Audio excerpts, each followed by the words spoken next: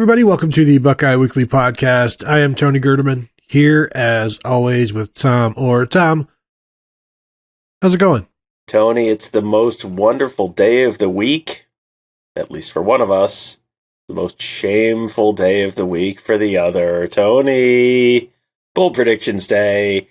And here we are on a road trip week, which means it's a cot of shame week. And Tony, do you want to let the listeners know how things went last weekend, or do you want me to? No, I can let them know. As you said, it is shameful for one of us, and that, of course, is you, because you won, because your predictions were not as bold as mine. So congratulations.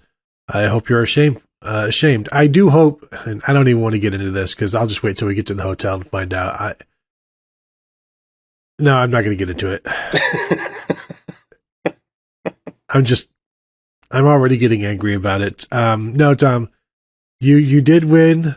You beat me. I don't know. You did not beat the listeners. You may have beaten each listener, but the listeners combined have taken it to you and put you behind a woodshed once again. So, how many attempts did the listeners get as opposed to my 7?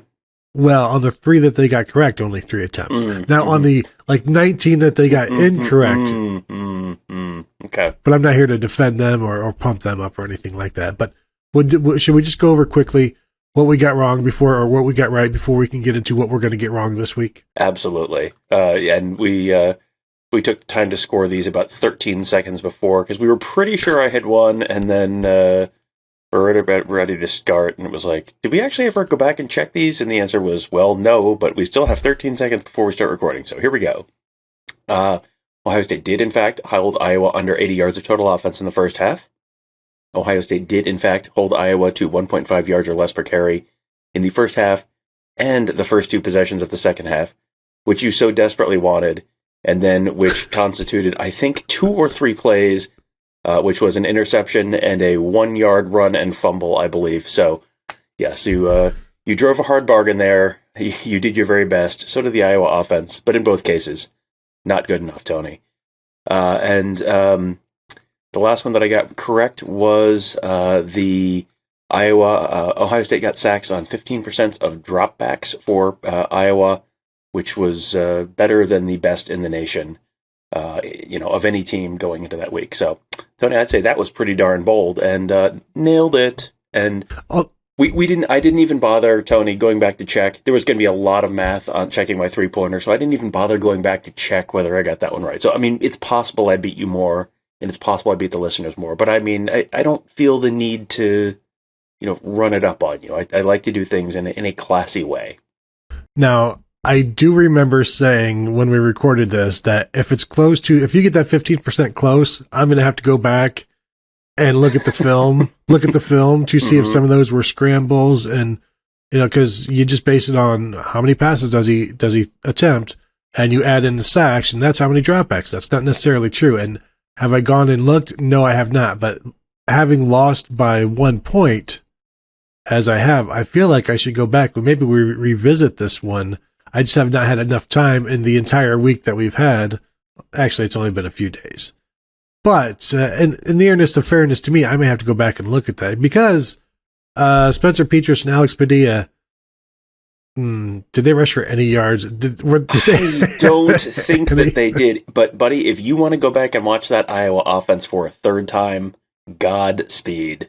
All I need to do is just do a quick Petras rush search on my in this box score. Let's see. Spencer Petras rushed for up the middle for a 1-yard gain. So that is a drop back, because that's not a called play. Now let me do the Petras. It's not a called play because it only went for 1 yard, so therefore that couldn't have been something that Brian Ferentz called. No, that sounds exactly like something that was a called play from Brian Ferentz. Now here's a 4th and 1 Padilla rush. I'm going to assume that was a sneak. So now, Tom, it comes down to, that is, I believe, 30 dropbacks with 5 sacks and no 16.666666667. Oh, my heart breaks for you, buddy. Enjoy the cot. I'm just glad you stopped at like the 10th decimal point, didn't just keep going to prove your point. In terms of what the listeners and the posters got correct, here I'll give you 3 of them, Tom. This one from Dr. SJ64. Ohio State will score passing touchdowns to 4 different receivers. Now, had this been you saying it, we would be sticklers, or if I had said it, it'd be sticklers because Mitch Rossi was one of those, and we know he is neither a receiver. He is not a receiver. He's only a tight end or a fullback. However, obviously, receivers in this form, we can just say players. So 4 players had receiving touchdowns. This one from Cosmo the Buckeye. And again, these are one-pointers. These 2 are one-pointers. The Ohio State defense will score more points than the Iowa offense.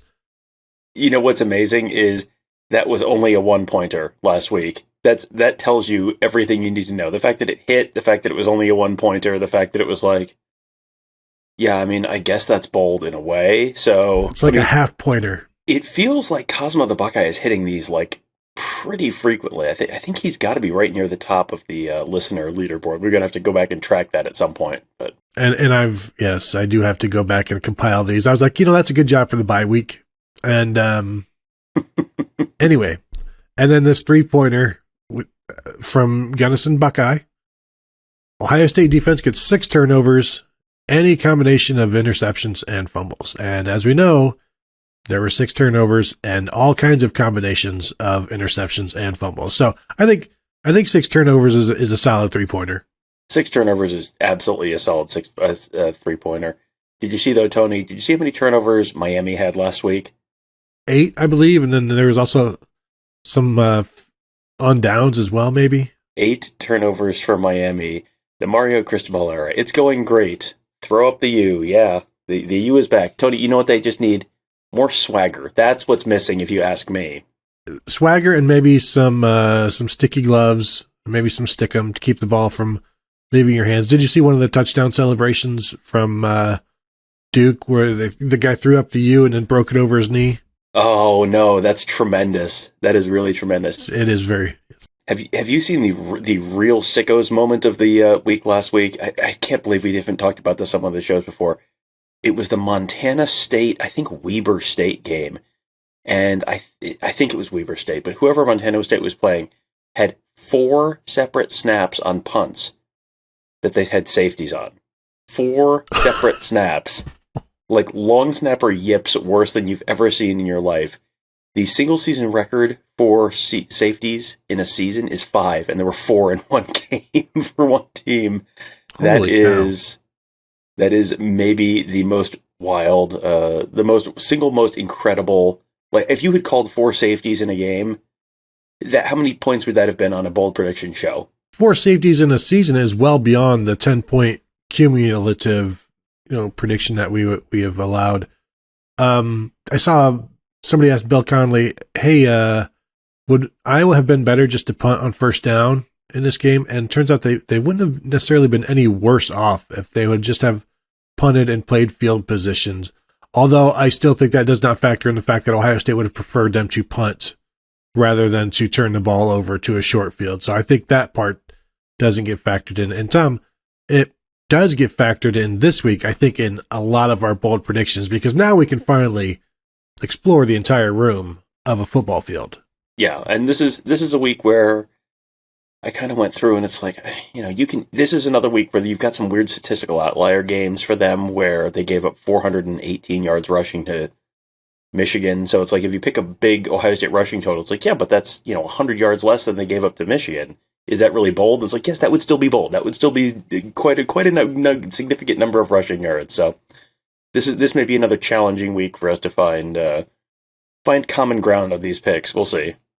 Yes, I mean, when you're doing 3 hours of research trying to find the half a yard that you can apply to the first 2 quarters only of a game, it's like, come on, can't we just have fun with this? Does it have to be so tedious and so terrible for the listeners? Tom, think about the listeners, the viewers who have to go through your tedium, and they're like, oh, just say something about Zach Harrison instead of the 0.7 yards from the 4-minute mark to the 13-minute mark. And now, Tom, speaking of the 13-minute mark, I believe that's where we are without having done a single bold prediction. Although that won't change for you, obviously. We're going to go through 38 minutes of this, and it's like, well, still waiting for Tom's first bold prediction. It's like, are you done? That's you right now. Are you done? Are you finished? Mm-hmm. Yeah. So I was power pausing you there. Here, since I won as usual, I will start as usual. Tony, 5 times in the last 6 games, Penn State has rushed for more than 5 yards per carry. The only exception was the game against Northwestern that got played in a monsoon, where it was like no one could throw the ball, so you had to run the ball, and everyone knew you had to run the ball. Other than that, 5 yards a carry. Tony, under 4.2 yards per carry against Ohio State on Saturday. Sack adjusted? I don't know. I did not. I'm not basing that off of the sack adjusted numbers. So no, I'm going to go off of the same numbers I was basing it on. So you're saying under 4.2 yards per carry, which is something that Ohio State has done every single week this year. Tony, have you noticed that they have played some really, really bad offenses, and this is by far the best offense they've played all season, in running, in passing, in scoring? Did you notice that? Have you not come across those numbers this week during your game prep? No. I understand that, but you're saying something is bold when Ohio State has done this literally every week except for the Wisconsin week. So this is part of the issue that we run into, because when I do this stuff, and you're like, Ohio State does this every week. It's like, yes, but not against this team. So I'm going to have to hold you to your own standard here, Tom, and I know it's not going to be comfortable for you. 4.2 yards per carry. Tony, I'll tell you what. We're going to put a pin in that one. We're going to come back to this one. Penn State has had a run of 30-plus yards in 5 of their last 6 games. Their long run under 28 yards this week. 30 yards or more, most of them in the 40-50 range, under 28 long run this week. Well, and Nick Singleton has been held in check a little bit of late, so I feel like he's going to break one, but how many 30-yard runs has Ohio State allowed this season, Tom? I don't know, Tony. I didn't want to go back and look. Well, I can tell you, Tom, and I already hear you getting frustrated, because now, again, I'm holding you to standards. And now, is this going to be a 4-hour show? Probably. But Ohio State this year has allowed one 30-yard run all season long. They've only allowed 3 20-yard runs. So you're going to say boldly that they're going to do something that they have done in most of their games. Listener, I'm not sure if you can hear in Tony's voice how much he doesn't want to have the cot of shame at Northwestern next week, because his back will still be aching from this weekend, But I mean, am I wrong? I don't know. I only looked at the Penn State stats. I have not looked at the Ohio State stats.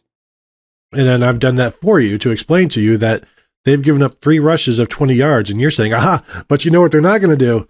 They're only going to allow, they're not going to allow anything beyond 20 yards. It's like, yeah, they don't. That's what they generally don't do. So you see why that doesn't seem very bold. Well, do you know what their long run was against Michigan? Was it more than twice 30 yards? In fact, it was Sean Tony. It was 62 yards. Oh, well, then it doesn't count, I suppose. That was Sean Clifford, and you know how he is. But you see the situation here. Ohio State has allowed 3 rushes of 20 yards. You're saying they want to allow one of 30 yards, which they've only allowed one all season. So again, where is the boldness, Tom? I'm doing this for the listeners. I don't care about the competition. We can strike the competition. I'll take the cut of shame in Northwestern. I'm doing this for the listeners. They deserve more. They're asking me. You don't get the emails that I get, Tom. They're asking, please stop backing down on these non-bold predictions for Tom. Now, Tom, if you want to say Ohio, the long run won't be any longer than 7 yards, I'll take that.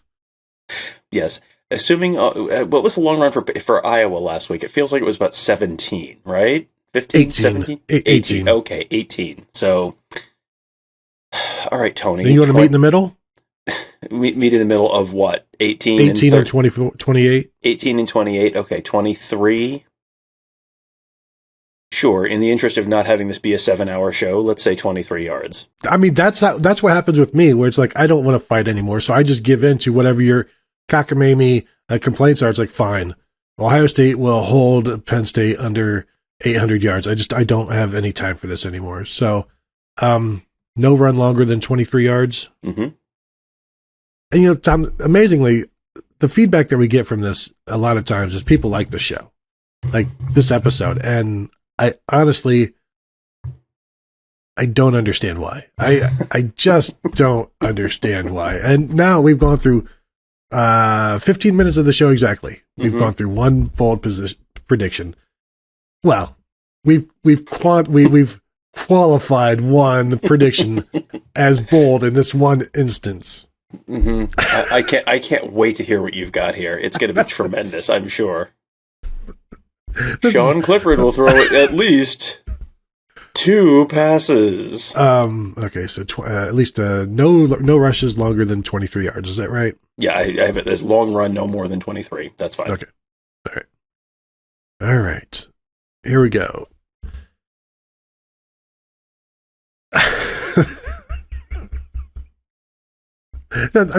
You've set the standard here. So I cannot wait to hear what this is. Standard includes both teams. So I'll say this. Mecca Ibuka will set a career high in either catches, yards, or touchdowns.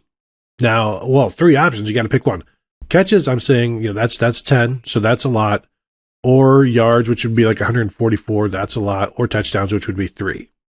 So I'm just trying to spread out and say it'll be one of those 3. Now, is that too much? Yes. I'm going to allow you to pick 2 of those categories. I will, just because. This is the last few weeks we've been like very friendly about this. We've been like, let's just get through this, let's just, kumbaya. Now it's like every single prediction is going to have a pound of flesh. So I will say career high in catches or yards. How's that? Okay, that's fine. I'm already excited for Kevin to be in the car with us on the way to State College on Friday and be like, why aren't you guys talking to each other? No one said anything for like 45 minutes. What is going on? He knows what he did. Yeah, won't need air conditioning in that frigid car. All right, so here's my next one. Ohio State 36 for 36 in the red zone this season. Penn State 24 for 25. That totals, Tony, I'll do the math for you, 70 for 71 in the red zone. The only time an Ohio State opponent has actually failed to score in the red zone was Arkansas State, and that was the end of the game, so that wasn't even really a red zone stop. It was just kind of the clock ran out. So everyone has scored in the red zone except for that one time in every Ohio State game. Penn State is 24 for 25 in the year. There's at least one empty red zone trip this weekend in this game. I like that one. I went with last week Ohio State would fail to score in the red zone. It did not happen despite 4 stinking field goal attempts and like a 4th down in there. This one, if you would have told me, if you hadn't told me the Penn State stat and the Ohio State defensive stat in terms of the red zone, I would be very no, because Penn State is going to be forced to score, or Ohio State's going to be forced to score. But given the lack of that happening to this point, I really can't. Unfortunately, Tom, and it pains me to say this, and I'm going to apologize to the listeners and to my forefathers. I will allow this. And it's not something that I can allow. Yes, definitely. Let's do this one. This one is frustratingly okay. And those are, as we know, the absolute worst kind. The best kind, yes. Now, can I clarify? Is this just if Ohio State or Penn State takes a knee at the end of the game? Because that's against the spirit of the rule that I just set. All right. I will grudgingly allow that as a clarification. Yeah, that's not something you were thinking of in terms of when you're planning this bold prediction. So let's just get it out of there. Let's get rid of it. Let's not even let that factor in. All right. I'm feeling good about things now. It's like, okay, we're doing okay. Now, this one I have, I don't know, Tom. Joey Porter Jr., fantastic. Maybe the best cornerback in the nation. Tremendous. Bats down passes left and right, length and strength and speed. Tom, I say he's going to give up a touchdown pass this week. Now, I don't know how many he's given up this year. And so I can, if you already want to dispute this, I understand why, but bring facts. Well, I think that my issue on this is going to be a very subjective one to score, where, yes, he was there, or he was close, but was he in coverage? And, are we going to have Ross Fulton define for us? Like, what?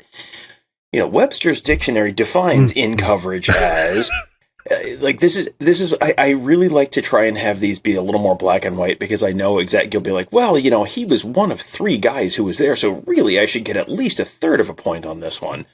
And that's my concern. Joey Porter has an interception like that. Yep. 100%. Like, he either does or he doesn't. It's going to be right there in black and white in the box score. Joey Porter gives up a touchdown is a little more subjective. That's like me saying, like, CJ Stroud plays an incredible game. Like, well, what does incredible mean? Like, it's so.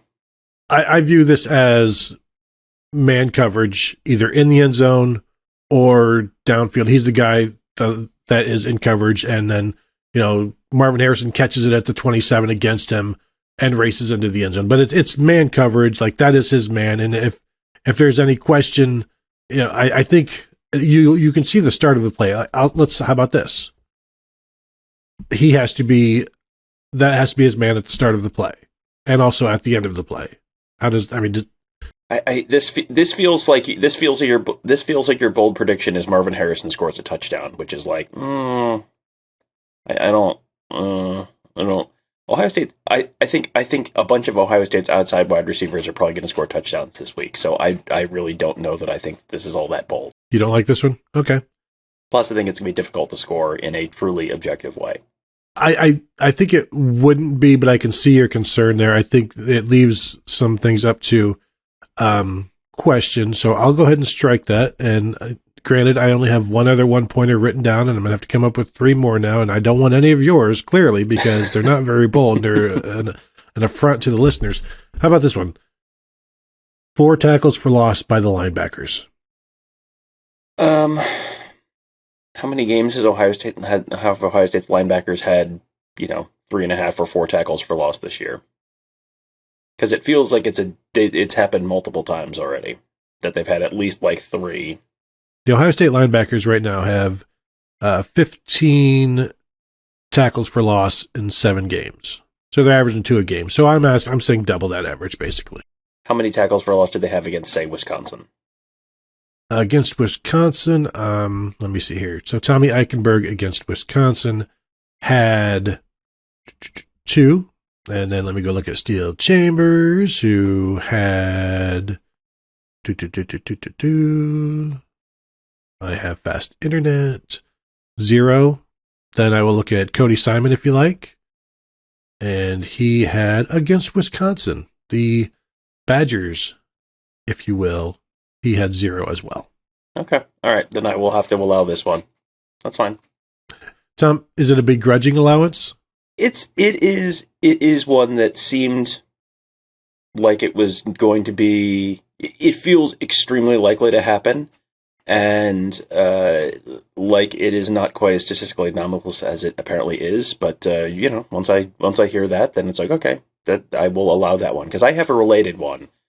And the reason I was asking about Wisconsin was I had Tommy Eichenberg, who's only had 1 double-digit tackle game all season. That was 14 against Wisconsin, because he had a big day against Wisconsin. I think we're looking at sort of similar types of games there. Penn State's offense is probably going to be a little better than what Wisconsin's offense was that night. But Tommy Eichenberg has at least 11 tackles on Saturday. He's only had double digits once this year. He has 11 on Saturday. I don't like this one. And which means, yeah, it's probably going to go through, because I do think he's going to play more, because this is a closer game. Penn State is going to try to run the ball. Tommy Eichenberg is going to be sent in on some blitzes. So I figure like there's going to be a sack in there as well. But, he's had 2 games of 9, 1 game of 14. And now that 9 was against Notre Dame, and also Rutgers in the 14 against Wisconsin. I feel like this should hit, but I can't argue against it based on the season to this point. And it's, yeah, I mean, I feel like yours and mine are very much us expecting the same type of game and the same type of production from the linebackers, and just kind of having, slightly different ways of expressing that. But it feels like that's, I think we are very much in the same vein here as far as what we're expecting on Saturday. I do think 4 tackles for loss is much less likely, and it's not something that any position group has done this season for Ohio State. And I can say that because I know you're not going to go look and fact check. I am definitely not. My internet's not great, and also my computer is very slow. So if I do it, there's a chance I get the spinning beach ball of death. So I'm just going to mark this one done and take your next one. Tony, what do you got? Well, I don't know, Tom. Let me talk this through. How about this one? Did you see any of that Minnesota game? Man, Penn State was throwing to the tight ends down the seam a bunch. And this has nothing to do with that one. But I'll say Kate Stover has not been terribly involved of late. So I will say, how about this, Tom? 4 catches for Kate Stover this week. I mean... Mm-hmm. 4 catches for Kate Stover. Yeah, I mean, he has been not as much of a part of the offense in recent weeks, but he was a big part of the offense against Wisconsin, which is, again, it was 4 catches that game. Yeah. Yeah. I'll tell you what, 4 catches, but I'm going to need like a slight qualifier here. Like he's got to have nothing outrageous, but like 4 catches for like 35 yards or something like that. So it's not just 4 catches for 8 yards or something like that. And I will say, remember when we were just talking about Tommy Eichenberg, whose season high was 14 tackles, and you went 11 on this one, and we were okay with it? Kate Stover's season high of catches is 4. Okay. So I'm saying he's going to match that. Whereas Tommy Eichenberg, I didn't even have him match that. You see what I'm saying? That's fine. I didn't have any qualifiers. That's fine. You see, do people now realize what I run into? Tom, please don't talk over me, and please do not edit me talking right now. You see, Tom, do you see? I picked Tommy Eichenberg to do something 11 times. Tony picks Kate Stover to do something 4 times. I know Tony's not good with numbers, but... That's dirty math, Tom. That is dirty math. All right, so very boldly predicted 4 catches for Kate Stover. And that also includes... Also includes what? I was going to say carries. That also includes carries and Wildcat snaps. Yeah, I'll tell you what. If they line Kate Stover up with the Wildcat, I'll give you a point just for that. All right, next one. Iowa is the only team to throw multiple interceptions in a game involving Ohio State this year. Neither Ohio State nor any opponent not coached by Brian Ferentz has thrown multiple interceptions in a game this season. Penn State throws 2 or more interceptions on Saturday. Yeah, I for one, I think that is going to happen. That's one of mine as well, although I have it a little bit differently. So you said Penn State has only done it once this season? I was looking at the Ohio State stats. This is what happens when I have to do this in like 20 minutes. I don't have time to go and like cross-check stuff. That's why I do it during the show. It's much more convenient at that point.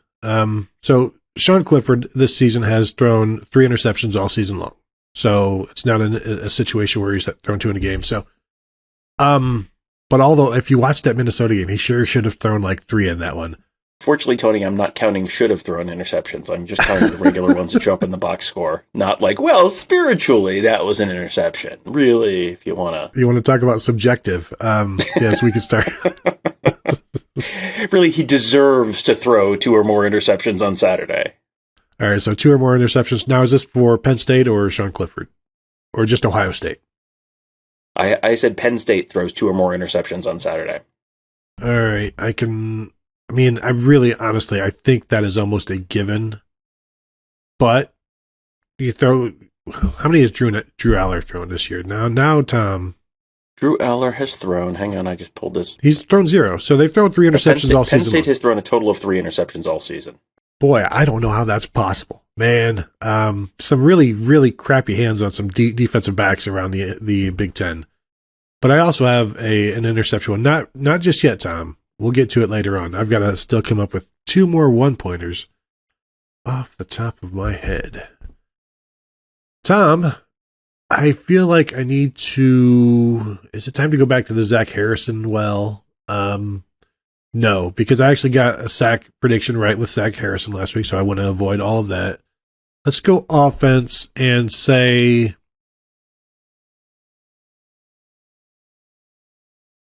Is it a bold prediction to say Julian Fleming doesn't score since he's done it every game this year? I don't think it is. Plus, I wouldn't necessarily wish that on somebody. And it's so odd. I'm trying to come up with a combination for touchdown receptions by like 2 or 3 of those guys, and the numbers you have to come up with to make it bold is absurd. Like, it's got to be 5, or is 4 between any 2 of them? 4 between 2 of them, but you have to pick which 2, and then it becomes Correct. a little. Yes, if you want to pick 2 wide receivers and say 4 touchdowns between them, I think that's absolutely, and I will let you have any combination of guys you want. That's a perfectly viable one. Yeah, no, it would be something where like I need all 3, because the thing that you don't want to do is pick the wrong 2. So it's better just to pick one guy to score 2. And how about this? Julian Fleming scores twice. Done. I mean, I think that's, first of all, picking any wide receiver to score 2 touchdowns in a game is pretty much automatically, that has to be a yes. You can't really fight that. I think you picked a really good one, because I think there's, he's caught the ball. It's not like they're just going to be doing something to be nice or whatever, but this is also something of a homecoming game for him. And, him scoring a couple touchdowns in Beaver Stadium would probably be pretty meaningful to him. So, if there's a tiebreaker, I'm sure they wouldn't mind getting him the football. And if they're up by, he's got 1 and they're up by 20 points late in the game, and you get him 1 more, I think that's a good pick. And I have no argument whatsoever. Look at you. You finally did it.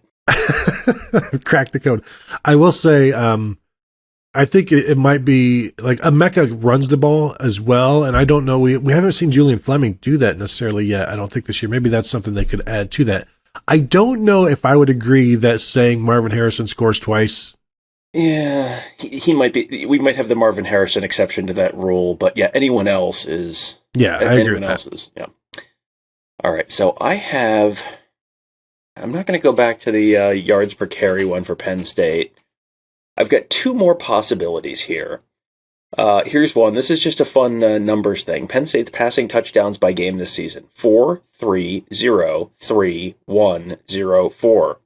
The only number under 5 that they have not hit this season is 2. Tony, they have exactly 2 passing touchdowns for Penn State on Saturday. Thoughts? That is so dumb that it's like I have no choice. You've pulled the dumb card, the exemption, the dumb exemption. It's like, well, there's no rhyme or reason for this one. It's odd, but the thing is, it's like I'm just going to shoot for this one thing. Like it's a thing of it's squares. I'm just shooting for this square of 2 touchdown passes, and to say like at least 2, no, that's not bold. But you're trying to pinpoint, and 2. If that number was 3, I'd say okay. 2 just seems very attainable, while random, still very attainable. So I appreciate it.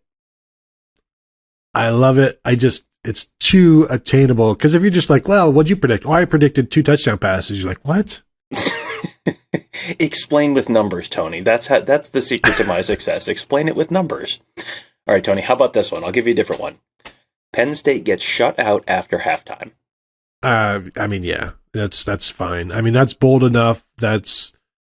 Now, when you say after halftime, do you mean the 3rd quarter and the 4th quarter, or just the time between halftime and the 3rd quarter? After halftime. When halftime ends and the 3rd quarter starts, yes, after halftime.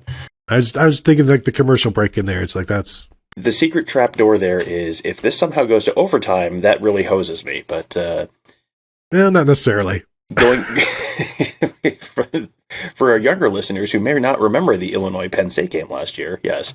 One thing that I did notice going through stats this week is, boy, you know how we talk about how Jim Knowles' defense has been really good in the second half and shut out teams a whole bunch of times. Ohio State has given up 34 and 36 points in the first and second quarter, 13 and 21 in the 3rd and 4th, and a lot of the 21 in the 4th has been kind of garbage timey. So Jim Knowles has typically done pretty well in the second half, but this is also the best offense Ohio State has faced, and this is one that if you said it, I couldn't fight you on it. So I figured you probably couldn't fight me on it. So Yeah, shutout in any half. I mean, other than Iowa, are you really going to put up too much of a fight? Maybe Rutgers. Iowa scores points in the first half. 3 points. Done. Yes. Done.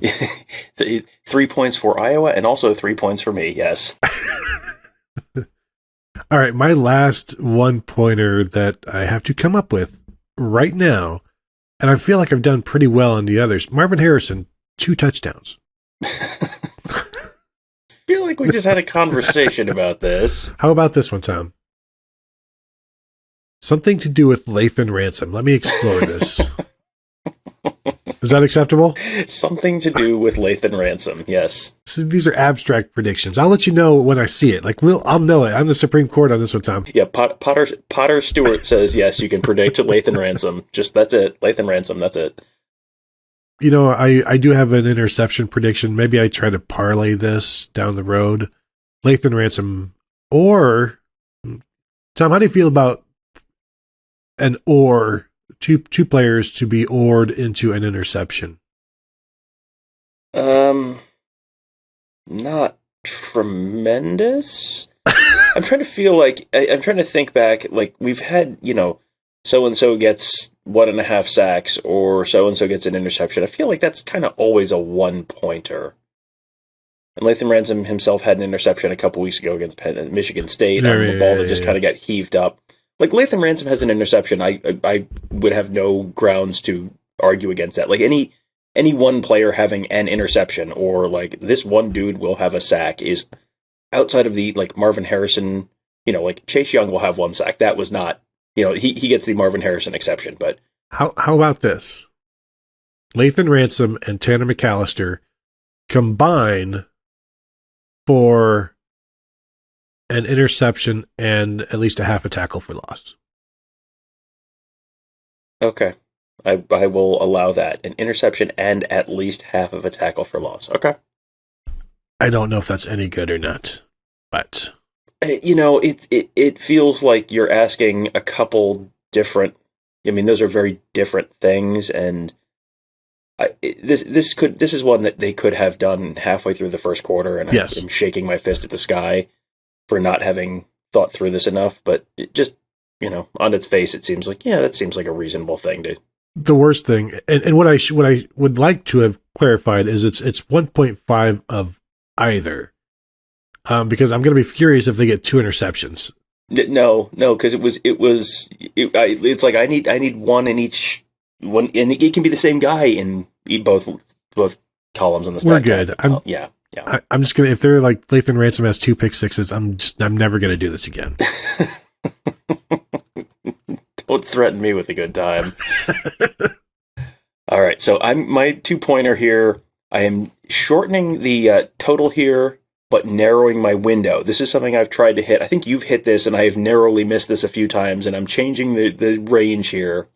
Ohio State has 3 scores with yardage totaling either 46 or 47 yards. I've tried the mid-50s, high 50, in like 3 and 4 yardage bands, and I keep missing it by like a yard or 2. So I'm shortening it, which should make it easier to hit, but I'm also narrowing it to just either 46 or 47 yards. Any 3 scores. So it could be a 34-yard field goal and a 10-yard touchdown and a 2-yard touchdown or something like that. But three scores totaling 46 or 47 yards. So, I mean, again, this is another just tiny little, you're trying to pinpoint it, and the field goal really gives you an advantage. Not a great advantage, but it takes up a neighborhood chunk of that 46, 47, but you still have to get the other right pieces into that puzzle. So spiritually, Tom, this is one that is starting to climb into not quite the 17 to 34 range, but we're, trying to incorporate more multiple scores. I will say though, Tom, 34-yard field goals do not count.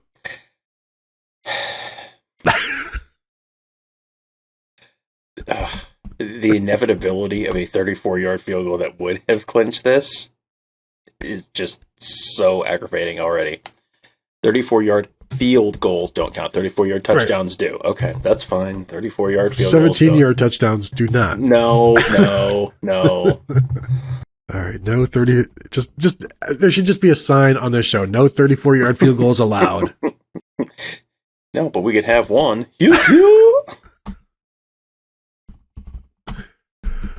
All right, Tom. I don't know how you're going to feel about this one. I hate it, but I know you do. Sean Clifford is averaging more than 30, rushing for more yards, like 30 more yards per game than CJ Stroud.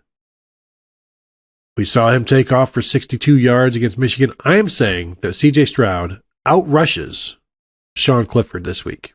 CJ Stroud, who has had 2 games this season of positive rushing yards. I'm saying, and Sean Clifford, as I said, averages about 20 yards per game rushing. He's rushed for like 150 yards this season. I'm saying CJ Stroud outrushes him, which CJ Stroud probably hasn't outrushed a quarterback since the Michigan State game in 2020. So you forgot to say the word sack adjusted. Go ahead and say the word sack adjusted.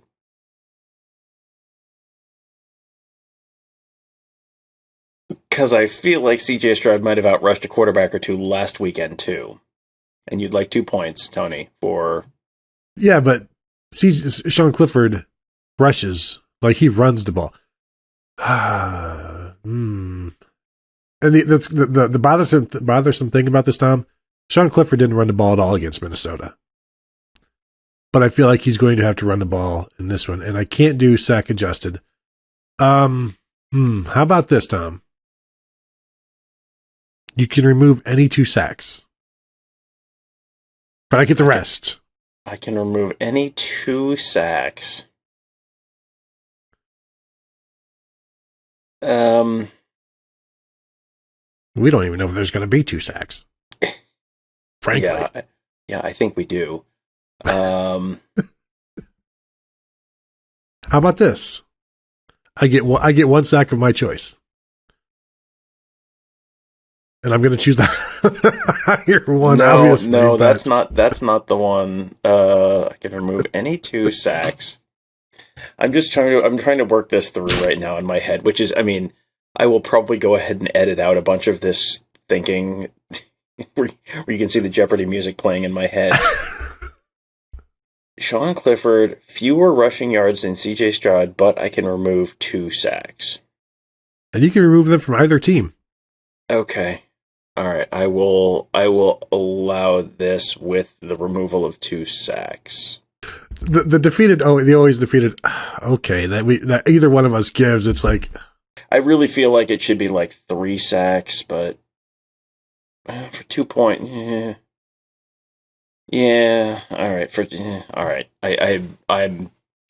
This is me being nice because we're 43 minutes into this stupid show and we haven't even done our 3-pointers yet. So I'm just going to allow it. Tony, my 3-pointer, 7 different Buckeyes score points. Now, I don't know what you're predicting for a score, but my score is going to be about 38 for Ohio State. So that's going to be 5 touchdowns and a field goal. So this takes them getting, as a 3-pointer, this takes them probably getting higher than the score that I'm predicting, and also different guys scoring pretty much all of those. Because you figure Noah Ruggles probably gets a field goal at some point. A couple running backs score, 4 different receivers score, or something like that. So it would take, either Ohio State scoring substantially more points than I'm expecting, or, plus all of these guys, different guys scoring touchdowns. And this is not the Marvin Harrison 3-touchdown game. Yeah. How many Buckeyes? So 7 Buckeyes score. That's what you're saying, right? Mm-hmm. 3 points. You did this. Would you do a 6 Buckeye for like 2 points a while back that you hit? Is that right?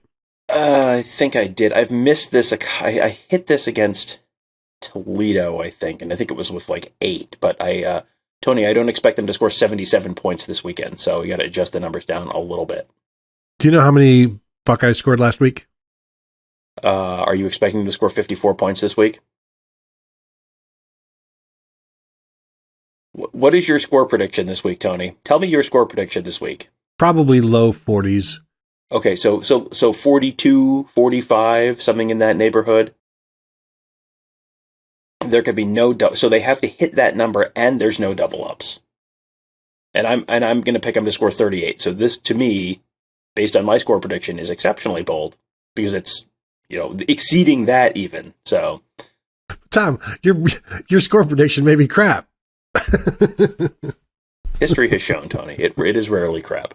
However, you're predicting one guy to score multiple touchdowns, which would immediately hose me. So, Tom, my predictions have shown to be crap. Well, that's true. Yes. No, any 7 Buckeyes. Honestly, that feels like 3 points feels like a lot for that. However, 7 different Buckeyes scoring is not normal, even though they did it last week. And if I look, they probably have done it 2 other times, which concerns me in this. Are they playing Toledo this weekend, Tony? Are they playing Rutgers this weekend, Tony? Are they playing Iowa this weekend, Tony? Iowa, they're almost as ranked as well as Iowa was at one point this season. Very different times. Uh-huh. I'm going to allow this, Tom, just so you know, because it is unlikely. And beyond that, it's not likely. But of course, none of these should be likely, Tom. The 3-pointer should be the least likely. I feel like any 7 Buckeyes scoring is not, again, it happened last week, so it's not unheard of. And when it happens this week, we'll realize, okay, well, now that wasn't nearly bold enough, and you'll have to, respectfully, I will ask you to ramp that up the next time you try it. But we'll go ahead and allow this, any 7 Buckeyes scoring. Now everybody's rooting for a shutout, Tom, because nobody likes you. My last one. I'm sorry, I was pausing for the applause. And then once people are finally done cheering in their cars or their homes, now we will continue. My 3-pointer, Tom. The Buckeyes will pick off 3 passes, and it will come from the 3 levels of the back 7. Linebacker gets 1, safeties get 1, corners get 1. Yeah, I have to allow that. It's not, three interceptions is not necessarily worth, right. Not necessarily worth 3 points, but 3 interceptions with the caveat that 1 has to be a linebacker, 1 has to be a corner, 1 has to be a safety. Because I don't think they're picking off 6 passes, so I don't think you're gonna have a bunch of extras to play with. So I have to allow that. That's fine. That's a viable 3-pointer. And just to clarify, the nickel would be a safety.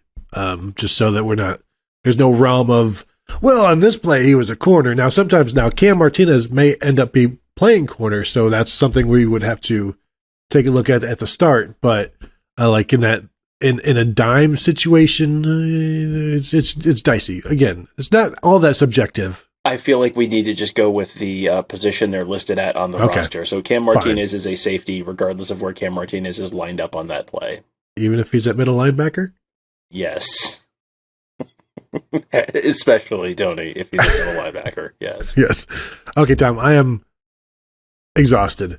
Do you have anything else? And I sincerely hope you don't, unless you're just plugging a show or something.